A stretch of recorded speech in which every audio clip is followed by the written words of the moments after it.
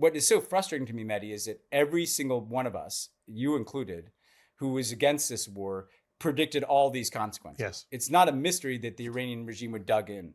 It's not a mystery or that attack the IRGC Gulf. Trump said, I didn't realize they would attack the Gulf. What?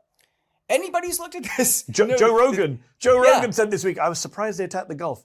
What? What were they going to do? They've been saying that they would do this. They fired warning shots in the 12-day war at the Doha base to kind of send a message, hey, this is what we can do, right? Of course they're attacking the Gulf. Of course they're burning it all down. Of course the IRGC is the strongest force in Iran. They're the people with the guns, right?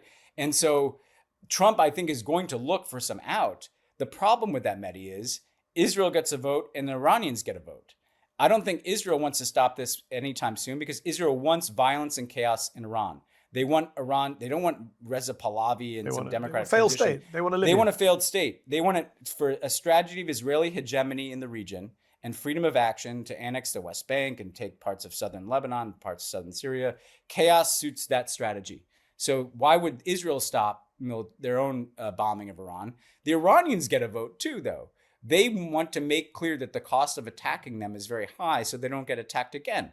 So why would they stop firing drones at our bases in the Gulf? Why would they not massacre their own people if they rise up, like Trump said? So I think the problem in the White House is you have a very small number of people. They've cut the NSC size down to a few dozen people, Mehdi, who basically don't do anything because Jared Kushner and Steve Witkoff do everything, and Marco Rubio. But you have this small group of people who are like, we've got a big problem here. Let's just try to hit the stop button.